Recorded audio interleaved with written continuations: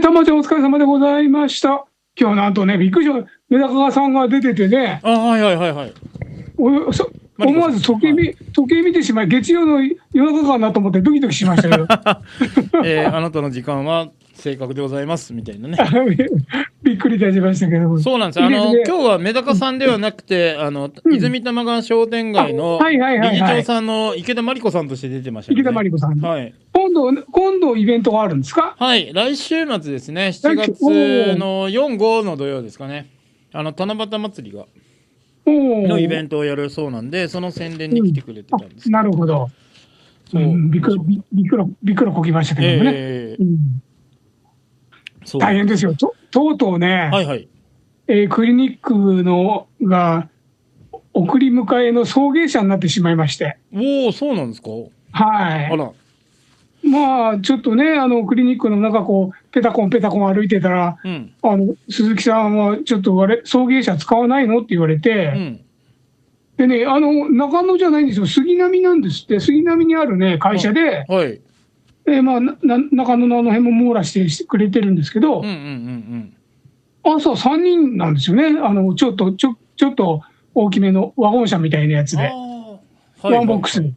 ほんで、まあ、後ろはね、車椅子の方が乗れるようになってるんで、広くなってるやつ。8ナンバーなんですけど、そうで助手席に女性の方が1人と、運転席の後ろに俺が座って、で、俺の横に車椅子の方が、座るっていう感じでね。で、朝電話が来て、何時頃来ますって言って。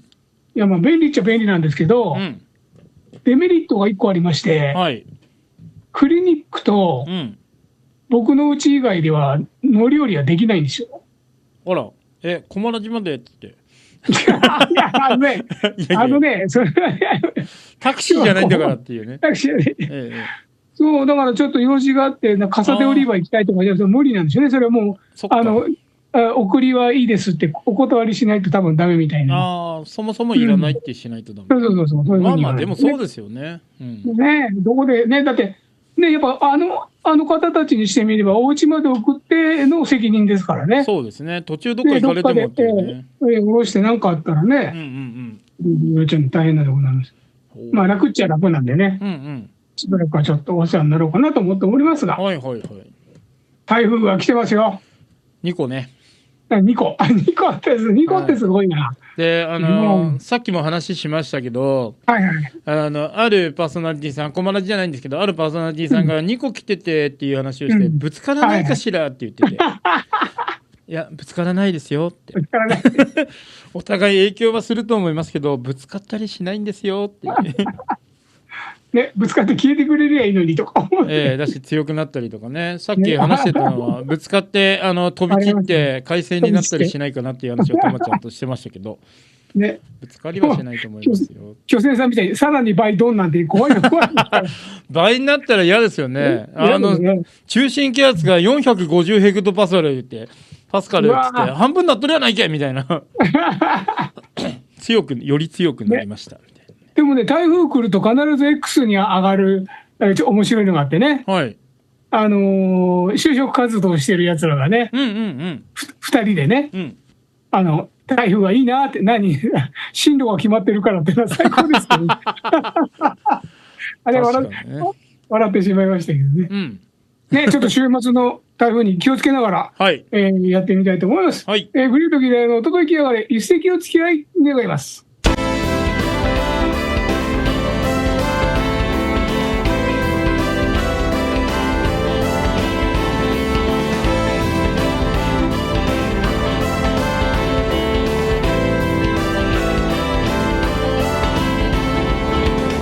はい、改めましてグレートギレイでございます。まあね、たまちゃんのところでもちょっとね、お話出ましたけども、知らない間に母親に捨てられたもの。僕、大学 1年の時に先輩からギターを買ったんですよ。グレコのね、安いやつ、エスポールモデルで、当時の定価としても2万とか3万ぐらいのやつで、それを5000円で買ったんですよ。で、まあ自分の部屋のね、ベッドの下にずっと入れといて、実家に帰った時にはそれをペラペラ弾こうと思ってね、でまあその学校に1回持ってって学校に置きギターにしようと思って、ベッドの下を見たんですよ。でそしたらギターがケースごとないんですよね。でお母ちゃんに「あれここギターなかった?」って言ったら「大きいゴミの日に出した」って言われてそこを聞いてんじゃないんだよってなぜ出したを聞いてんだよっていうね。大きいゴミの日にグリコのギター出されちゃったと思ってね。そうか、大きいもんねギターってそういうことじゃねえっていう。ひどいですよ。まあね、携帯もないけど帰った時に相談の一つもしてくれりゃいいんだけど、いやでもね、やっぱ大きいゴミの日ってそんなにないじゃないですか。もう引かないだろうとかね、勝手に思い込まれてね、捨てられたっていう、本当にね。いやそうね、確かにね、それはちょっとショックですよね。あとね、もう一個ショックだったのはね、燃えよドラゴンっていうのがあったでしょ。あれ高校の時ですよね、確かね、ロードショーは。で行ってパンフ買って、で自分の机のね本棚にずっと立ててあったら、帰ってみたらなんていうんですか、本ですよね。なんていうんですか、アルバムじゃなくてなんか本があるじゃないですか、いつも映画館で売ってるやつ。なんだかブックみたいなやつ。ありますね。フォトブックみたいな。そうですね。あれが八つ咲きになって切られて捨てられてた。八つ咲きってうちの母ちゃん結構無茶するなと思って。すごいな、ドラゴンでも来たんですかね。ブルース・リーの顔がなんか4分割ぐらいになってましたけど。でやっぱそれ八つ咲きにした時はほわーっていうか言ってたんですかね。あたたたっつってね。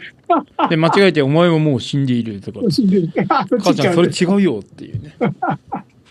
本当に困りましたよ。ありますね。平気でする母親ってだからその辺全然思い入れが違うじゃないですか。だから村上さんも猿の惑星って見たでしょ、一発目。であれ最後自由の女神が映って、ここは地球だったんだっつってやっぱ僕らは驚くわけじゃないですか。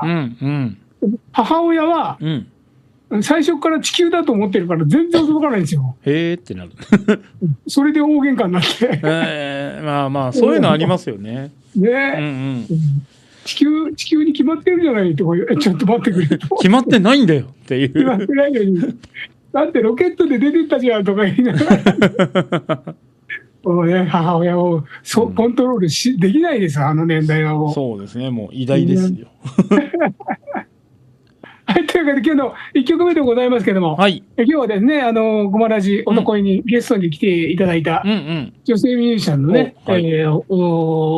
歌を聴いていただこうと思いまして、1曲目、五十嵐はるみさん、はーちゃんでございます。五十嵐はるみさんで、バルコニーで抱きしめて。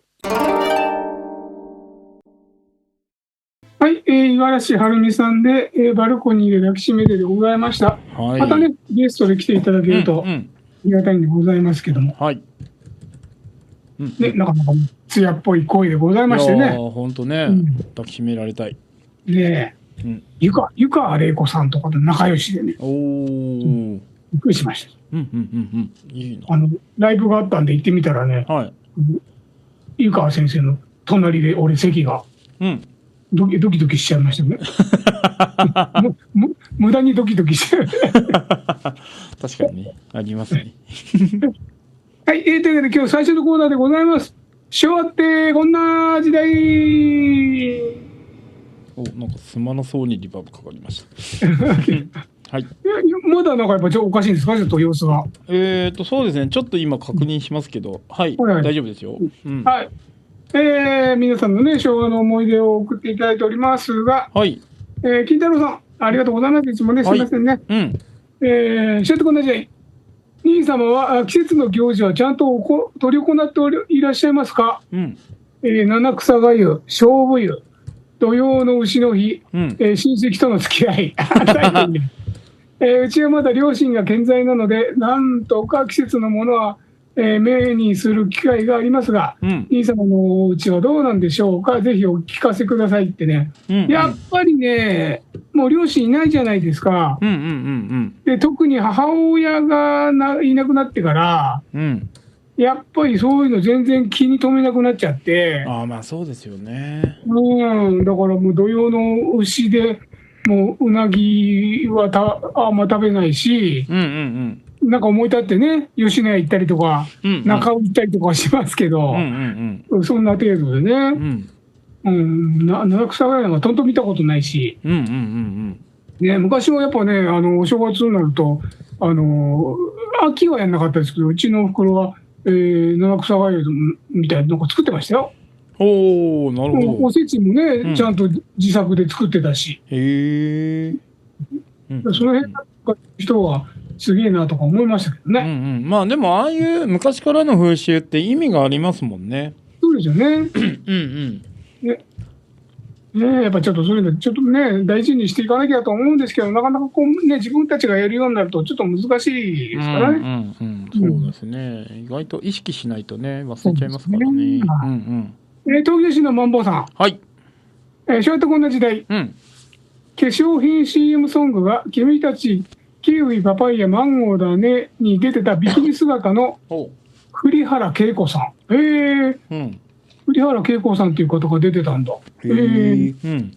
ちょっとね、知らない感じでございますけども。ね、あら。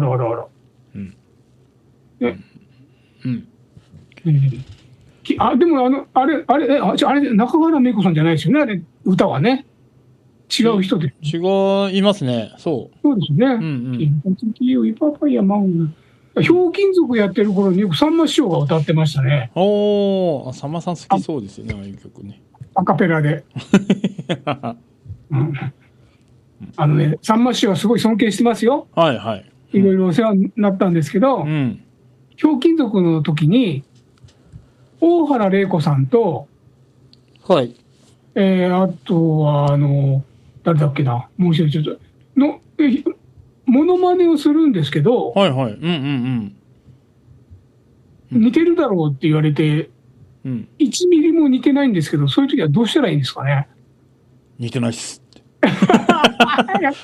結構神妙な面持ちで言ったら逆に面白くしてる。まあね、似てないですって言ったことはないですけど。言えないですよね。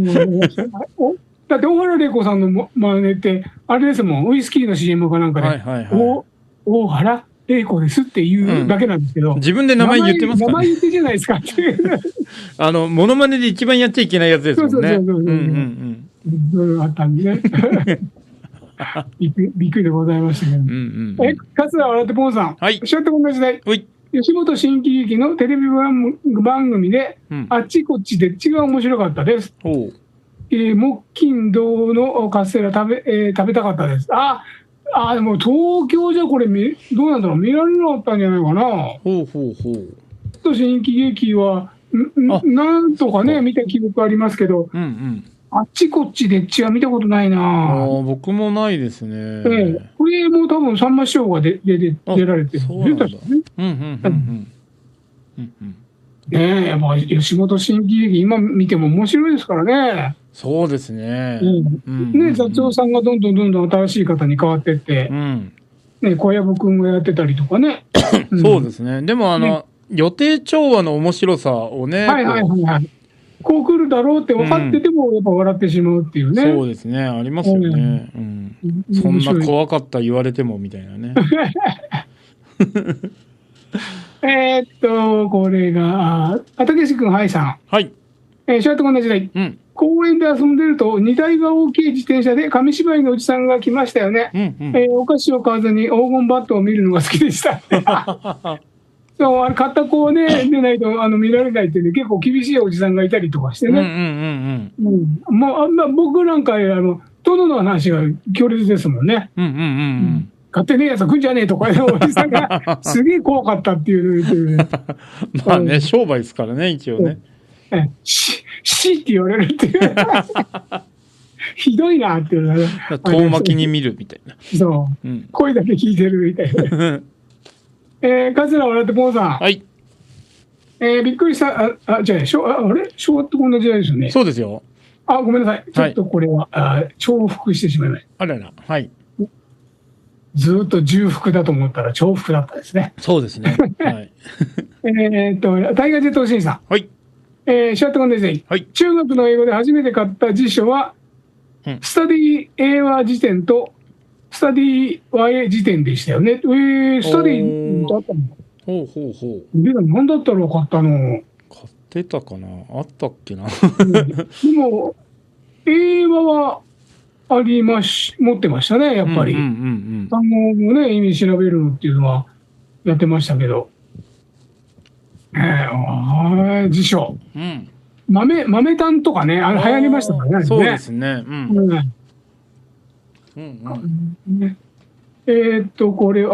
れもタイガー・ジェット・シンさん。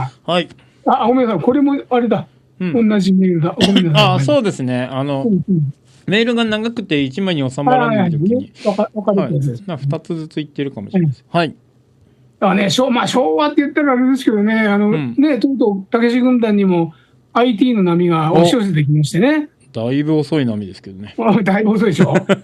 遅れてきた新人みたいな。ブーマーですね、それは。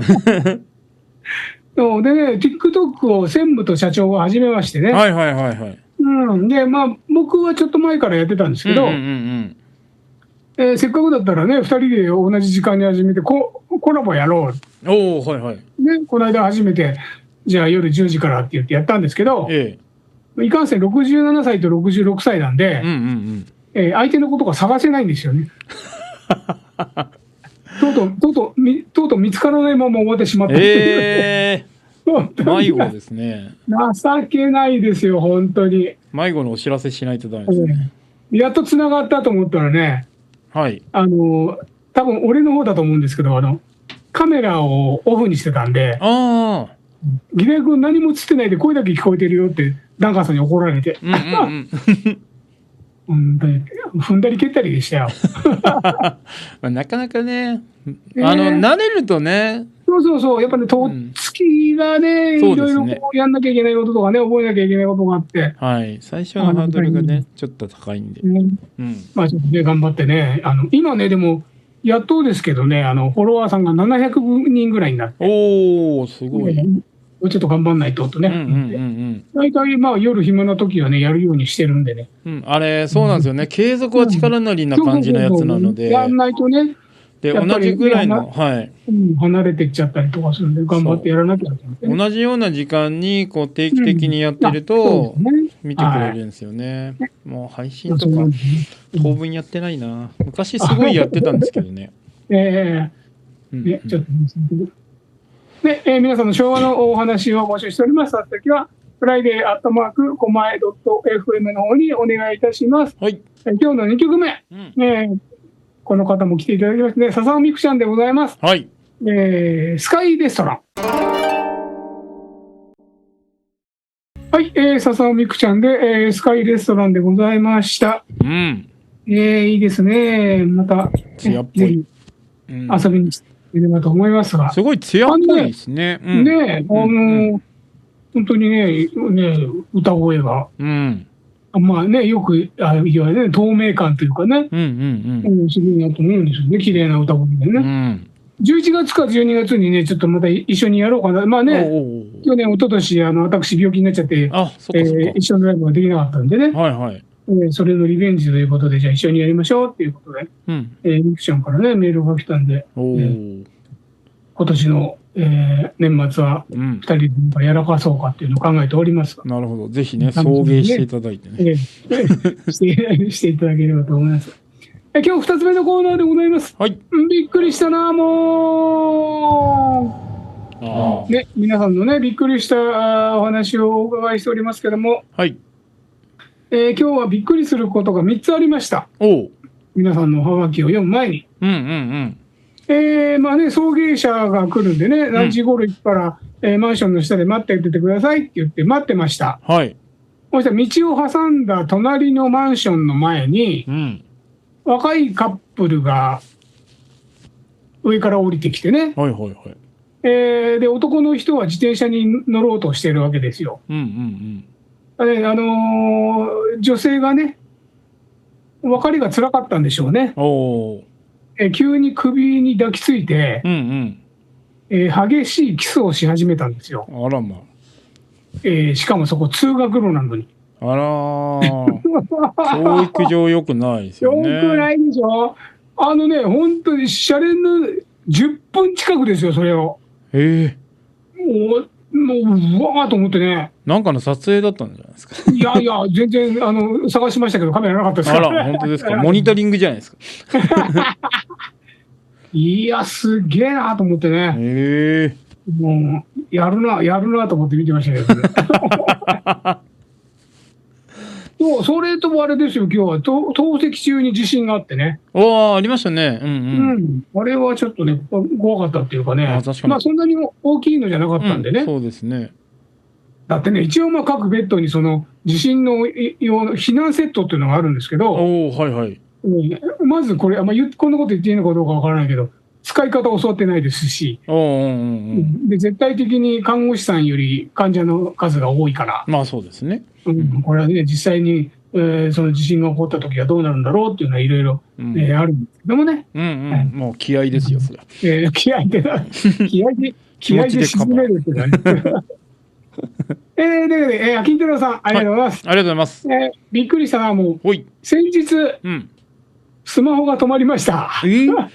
というのも、スマホ用の口座だと思って入れていたお金が、全く違う別の口座に入れていて、それに気がつかず、のほほんと暮らしていたら、見事に止まってしまいました。この電話はお客様の都合により、アナウンスは何回聞いても寂しいものがあります。まさか兄さんはスマホが止まるなんてことは経験されたことはありませんよね。まさかあったりして、あります。ごく最近もありました。同じなんですよね。銀行にお金入れてたと思って、もう全然入ってなかったっていうね、そういう話なんです。驚きますよね。あと、例えばね、うちとかだとほら、ネットじゃねえや、Wi-Fi が使えるから、電話以外は別になんてことないじゃない。だから意外と気づかないんですよね。そう。それがね、驚いちゃうなっていうのがあってね。東京市のマンボさん。びっくりしたな、もう。人間ドックでお腹周りが101センチに縮んでぬか喜びしたら、糖尿病予備軍からワンランクアップの結果に驚愕しました。運動と炭水化物抜き頑張ります。ダメですよ、本当に。予備軍で止めとかないと。レベルアップ。その先行っちゃうと大変でございますけどもね。でもね、やっぱり、ちゃんと健康診断とか、村上さんって受けてますよ、年に1回とか。受けてないんですよね。行かなきゃって思うんです。昔はね、よく会社で、ね、そういうのやってくれてましたけども。全然最近そういうのないから。そうですね。桂笑ってポンさん。びっくりしたな、もう。台風の影響で在宅ワークの通信環境がトラブってしまいました。幸いと仕事を投げ出しておりますということで。やっぱ通信環境に影響って出るんですか？出る時もありますね。やっぱ要は電波がその台風の影響を受けるっていうことでしょ？そうですね。とか、あと機器系ですよね。なるほどね。台風の日まで仕事すんなってことかなと思います。昔はね、台風来るとやっぱ停電になったりとか、急にテレビが映らなくなったりとか、よくありますからね。アンテナがもげてたりとかね。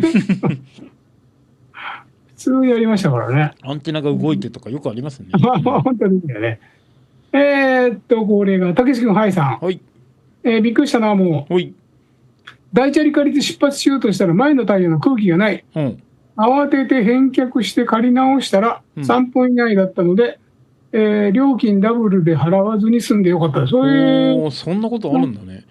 やっぱ、またお金払い直さなきゃいけないなんて、そういうのあるんですかね。大チャリそうか、誰もね、それは前乗った人がダメですよね。ねえ、返す時にね。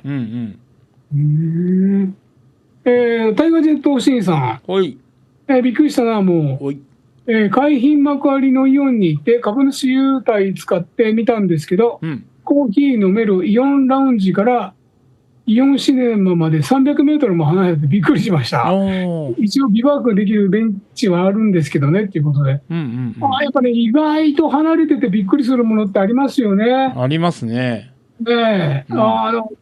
新宿駅の中央線から何ですか、湘南ラインとか、死ぬほど歩かされますもんね。そうですね。あと東京駅の京葉線とか。あれも遠いですよね。あれ実は有楽町駅からの方が近いですからね、あれ。そうなんですか？はい、有楽町駅から国際フォーラムのところから地下で入れるんですよ。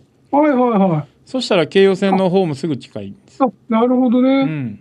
僕もこの間京浜東北線で東京駅に着いて、で丸の内線でね、中野まで帰ろうと思ったら、一回駅の外出されて、そうですね。すげえビビった。どれぐらい歩かされるんだろうと思って。ありますね、ちょいちょいね。あれはちょっとやっぱね、最近のなんて言うんでしょうね、駅マップみたいのちゃんと見とかないと。そうですね。あと、大江戸線とかめちゃめちゃ深いですしね。いいですよね、本当にね。坂上なんてすごいでしょ。エスカレーター6回ぐらい乗り換えますからね。そうですよね、本当にね。もうちょっと言ったらマグマまで届くんじゃないかなってぐらい。いや、本当そうです。下手したらブラジルに着いちゃうんじゃないかなみたいなね。びっくりしたなも皆さんのね、驚いたお話を募集しております。先はフライデー@komae.fm の方にお願いいたします。で、今日の3曲目でございます。女王様の歌でね、私が大好きな歌でね、1個前のアルバムの歌でございますけれども、聴いてください。夏木玲さんで、受け止めて。というわけでね、夏木玲女王様の受け止めてでございました。受け止めますよ、全部、何でも。本当に、もう物手挙げてね、受け止めますけどね。そうですよ、僕がみたいになりますから。そんなのを見せたら絶対ドロップキックとかしてきますからね。気をつけないと。油断できないです。ありがとうございますって言って。FM やないかっていう。というわけで、新コーナーでございます。ちょっとね、定番になりつつあるのかなっていう、ちょっと喜んでございますけども。重箱の隅続きます。そうですね。あんまり世間の人が注目しないような小さな事件を続いてみんなで楽しんでいるんですけども。これ、金太郎さん、ありがとうございます。ありがとうございます。重箱の隅につきます。兄様は最近デリバリーをよくお使いになっているようですが、置き配を頼んだ時にインターホンを鳴らさない人がいるというのを聞いて、置きっぱなしじゃんと思うことがあるのですが、基本あれはインターホンは鳴らさないものなんですか？来たことに気がつかなかったと思うとドキドキしませんかっていうことでね。あれ鳴らす鳴らさないってなんか尾行みたいで書けませんでしたっけ？ありますよね。選べるはずですよね、確かね。だからね、一回ね、鳴らさない、ずっとね、今まで頼んでたとこはね、鳴らしてくれてたんですよ。で、ピンポンってなって、さーって帰ってくるのが見えて、って言ったんですけど、一回ね、鳴らさないで、帰った人がいて、遅えなと思って、スマホを見たら、配達状況が分かるじゃない。で、あれ見たら、配達完了って書いてあって、ちょっと待ってと思って、玄関開けたら、来てたんで。玄関開けたら2分でご飯ですよね。そう、びっくりで、懐かしい佐藤のご飯びっくりしましたね。しば漬け食べたいやつ。そう、だから人によってね、いろんなのある。ただね、ちょっと見てると笑うのちゃんと写真撮るんですね、置いてある時にね。そうなんですよね。出前館とかだと、ちゃんと配達完了って通知も来るんですけど、ちゃんとどこにどういうふうに置いたかっていう写真が、注文の履歴のところにちゃんと出るので、そう、だからあれはいいよねって思いながら。ちゃんとしてますもんね。東京市のマンボさん。重箱の隅。幕張本郷から海浜幕張へ行くバスに急行バスがあるので初めて乗ってみたら、普通のバスと同じ料金。料金同じだよって縦看板出しといてほしいです。急行バスとかそういうの、ね、システムよくわかんないですけども、同じ値段だったりするんだ。急行バスって、まあ、あれですよね。多分停車するバス停が少ないとかそういうことじゃないですか。なるほどね。でバスの運賃。でも、あれですか、村上さん、広島とかっていうのは、料金は後払いですか？後払いだったっけな。広島市内は、一定のところまでは均一料金だったから先払いだった気がするな。で、そこ過ぎたら、とかだったような。で、僕、地元、広島県三原市ってところなんですけど、三原市は、後払いですね。重量課金なので。なるほど。じゃあ距離によってってことですね。そうですね。ね、だからやっぱお友達でね、田舎から遊びに来て、前乗りの先払いっていうのが全然分かってなくて。はいはい。それ戸惑います、さっき。そう、運転手さんにね、先払いですよとか言われたとかね、そういうのあったりとかしたもんですね。なるほど。そういうのね、ありますよね。ね。桂わらてぽんさん。はい。重箱の隅。横須賀のご当地カクテル、ブラジャー。カクテルでブラジャーとかあるの？あるんですよ。A はけしからんです。A カップから F カップまでしかなくて、義太夫兄さんの大好きな G カップがないんですよね。あら、それはいかんですね。せめて G カップまで、何を言ってんだよ。まあ、ブラジャーですからね。ねえ。ちょっと別で注文しないと G はないんじゃないですか。ね、かつていましたね、一人だけね。赤ちゃんのかぶる帽子ぐらいのカップの人がいて、かぶって遊んでたらすげえ怒られました。まあそうですよね。大変だな、でもそこまで大きいと。もう片っぽでだって1キロちょっとあるって言ってたから。あれすげえなと。そうですね。ね。肩も。たけし君、はいさん。はい。TikTok 立ち上げると、職務質問の動画がわんこそばみたいに出てくるのを何ですかね、なんとかして、なんだろう、職務質問の動画って、俺のとこ出てきたことないんだけどな。あれって、YouTube とかと同じなので、要は自分が見たやつに関連するやつとかが優先的に出てくるんですよ。なるほどね。だから、職務質問されたんじゃないですか。そうで、あれ意図して見たやつじゃなくても、そういうあなた見ましたよね、こういうの好きなんでしょみたいな感じで出てくるから、だからね、インスタとかと一緒ですか、じゃあ。そうです。義団さんに巨乳のお姉ちゃんがいっぱい出てくるのと一緒です。どこまでバレてんだろうとすげえドキドキしましたけどね。もう全てバレてますからね。驚きましたよ、本当に。怖い。大河実東進さん。はい。初めて、網戸の張り替えをしたんですけど、ホームセンターで買ってきた網と、買いゴムが100均でも安く売っててがっかりしました。そう、これね、ちょっとね、ホームセンターで僕もね、あれ、なんて言ったんですかね、窓にね、つける、日よけみたいのあるじゃないですか。すだれみたいの。あれをね、何百円ですけど、買ってきて、で、ダイソーに行ったら、全く同じものが100円で売ってたっていうね。同じなんですね。そう。あれはちょっとね、がっかりでございますけども。ちょっとね、早まったなっていうのがね。確かに。ね。まず、100均を見た方がいいかもしれないですね。本当にそう思います。普通歌が何だか来てるんで、ちょっとショック。これは、ありがとうのメトホルミンさん。お二人ともこんばんは。さて、最近、義太夫さんは足が思わしくないと伺いました。病院の送迎になったこと、いっそのこと、セニアカーを購入してみたらどうでしょうって。あれをね、見るたんびにダンカンさんがね、火星探査装置って呼ぶんですよ。確かに。まずパスワインだって言われて。ひどいなと思ってね。どうしてそういうこと言うんだろうっていうのもすごいありますね。まずパスファインダー。かっこいい名前が。ということでね、重箱の隅、皆さんね、ちょっとした事件を送っていただいております。はい。あときは、先ほどと一緒ね、フライデーアットノートコマイドット FM の方にお願いいたします。はい。今日最後の稽古でございます。かりんさんもね、最近来てくれてないんでね、はい。遊びに来てねっていう感じでございます。聞いてください。渚かりんさんで、パレード。はい、渚かりんさんで、パレードでございました。私が出演させていただいた、映画の主題曲でございますけども、かっこいいね。それをね、きっかけで仲良しにさせていただいてね、友達にも遊びに来ていただきました。またね、遊びに来てくださいね。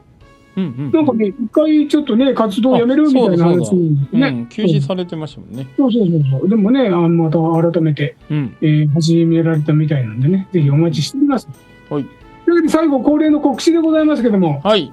6月の30日、火曜日でございますけどもね、さあ、東洋館スペシャル寄せ、特選ボーイズバラエティ協会でね、私出させていただきます。なんと鳥でございますんでね。皆さん見に来ていただければと思います。はい。7月入ったらですね、4月は下関がありますんで、21日から、10日、ボーイズバラエティ協会で、浅草東洋館でやっておりますのでね、そちらの方も一つ、見に来ていただければと思います。ちょっとね、これからね、まだまだいろいろ、知り合いのね、お芝居が始まって、まあ、それのね、音楽をやらせていただいたりとかするんでね、まあ、決まり次第、お知らせしたいと思いますんでね、一つよろしくお願いいたします。やっぱ、あれですか、村上さんも寝不足ですか、今。なんか変な感じです。変な感じ。時差ボケみたいな。時差ボケした、確かにね。そうですね。もう次もね、夜中の2時とかなんでね、キックオフがね。キックオフ2時ですか。はい。月曜日の深夜になるのかな。だから30日の午前2時です。なるほど。ね、ぜひ皆さんでね、買っていただくように応援しましょう。ブラジルですからね、次。はい。というわけで、グレートギレアのお届きやがれ一席お付き合い願います。今週はこの辺でお別れでございます。お相手はグレートギレアと D 村上さんでございました。というわけで、今週まででございます。どうもありがとうございました。で、また来週。